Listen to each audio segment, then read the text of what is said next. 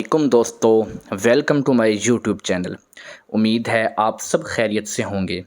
तो आज की इस वीडियो में हम बात करेंगे पाकिस्तान में फलों और सब्ज़ियों की बढ़ती हुई कीमतों पर कि उनकी कीमतों के बढ़ने की वजह क्या है और उन पर कंट्रोल कैसे किया जा सकता है।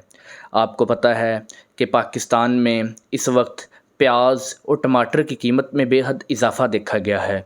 1 किलो 200 से 300 रुपए में इजाफ़ा हुआ है।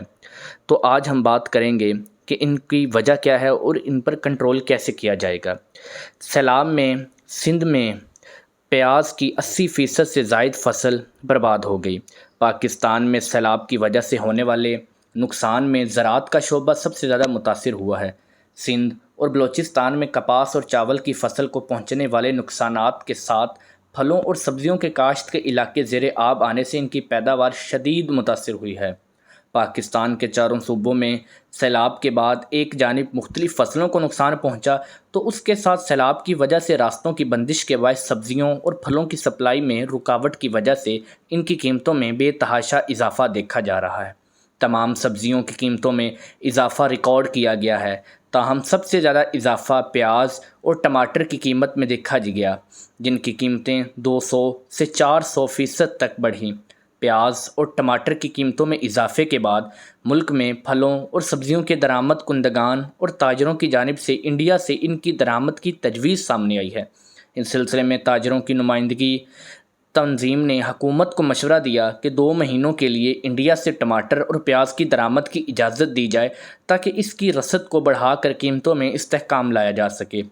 हमसाया मुल्क से टमाटर और प्याज की दरामद की तजवीज़ वफाकी वजारत तजारत के अजलास में दी गई, जिसमें हालिया बारिशों से सब्जियों की पैदावार मुतासिर होने और मार्केट में किल्लत की सूरत हाल पर गौर किया गया था।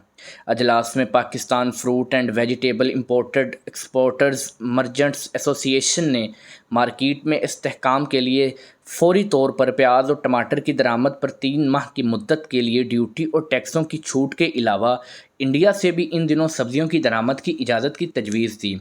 एसोसिएशन के patron in chief Waheed Ahmad का कहना है कि सैलाब से सिंध में प्याज की 80% से ज़ायद फसल बर्बाद हो गई, जबकि टमाटर की फसल को भी शदीद नुकसान पहुंचा। इस तरह बलूचिस्तान में भी प्याज के सीज़न के दौरान तूफ़ानी बारिशें और सैलाब से फसल तबाह हुई है। वहीद अहमद BBC को बताया कि दीगर मुल्कों से प्याज और टमाटर की दरामद के लिए मंगल से सौदे तय करने का काम शुरू कर दिया जाएगा। ताहम इंडिया से दरामद की इजाज़त अभी नहीं मिली। पाकिस्तान में तिजारत के लिए वज़ीर आज़म कोऑर्डिनेटर राना एहसान अफजल का कहना है कि इनकी इत्तला के मुताबिक अभी तक कोई ऐसा फ़ैसला नहीं हुआ और वही फ़ैसला किया जाएगा जो मुल्क के फ़ायदे में होगा। वज़ीर ख़ारजा बिलावल भुट्टो ने भी मंगल को सैलाब ज़दगान के लिए हुकूमत पाकिस्तान और अक़वाम मुत्तहिदा की हंगामी अपील के अजरा के मौके पर सहाफ़ियों से बात करते हुए कहा कि फ़िलहाल इंडिया से तिजारत की बहाली पर कोई फ़ैसला नहीं किया गया। इंडियन वज़ीर आज़म नरेंद्र मोदी ने पीर को एक ट्वीट में पाकिस्तान में सैलाब की तबाहकारियों पर दुख का इजहार किया था और उम्मीद ज़ाहिर की थी कि पाकिस्तान में जल्द ही हालात मामूल पर आ जाएंगे। BBC के कारनामा निगार शकील अख्तर के मुताबिक वज़ीर आज़म मोदी के इजहार हमदर्दी के बाद इंडिया में बाज़ हलकों में ये बात हो रही है कि इंडिया को इन मुश्किल हालात में पाकिस्तान की मदद करनी चाहिए।